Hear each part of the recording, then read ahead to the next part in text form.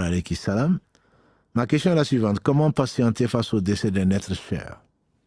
Quelle est la conduite à tenir pour faire le deuil en respectant les prescriptions de l'islam? Alhamdulillah. Quand un être cher décède, le réflexe est de dire Inna lillahi wa inna ilayhi raji'un. À Allah nous appartenons, à Allah nous ferons retour. Allah nous rappelle que rien ne nous appartient sauf nos péchés. Allah nous rappelle et Allah ne fait que le meilleur. Il fait ce qu'il veut, on ne lui pose pas de questions. Verset 23 de la sourate 21. Lui, il interroge et lui n'est pas interrogé. Et donc si Allah le fait également, Allah ne fait que le meilleur, c'est pour le bien, notre bien et ou le bien de la personne. Et l'éternité n'a été donnée à personne.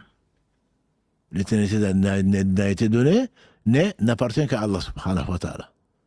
Tout ce qui a été créé va forcément mourir. Et donc tout ça qui a un début aura une fin. Allah seul est celui qui n'a pas de début, qui n'a pas de fin. Donc il faut accepter la chose. Se révolter contre le décret d'Allah, ça ne peut amener que du mal, tant d'un point de vue psychologique, mais surtout ça ne peut que t'éloigner d'Allah.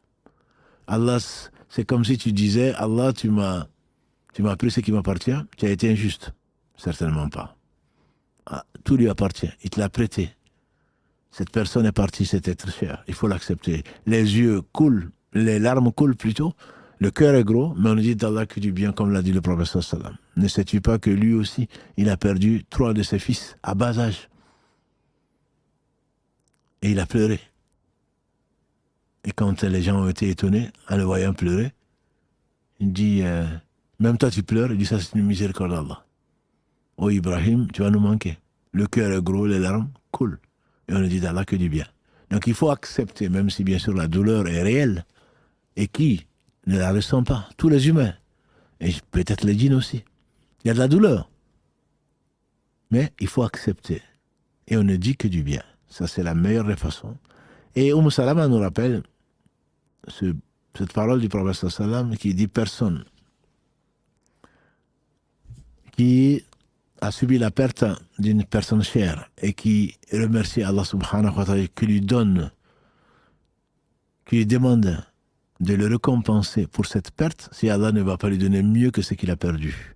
Elle dit, Abu Salama est décédé et c'est ce que j'ai fait. Et Allah m'a donné Muhammad sallallahu alayhi wa sallam en récompense. Donc ma sœur, si c'est quelqu'un qui est ton mari ou un enfant, Allah va te donner mieux si tu acceptes et si tu lui demandes de te remplacer, de te récompenser pour te remplacer pour donc ce deuil-là.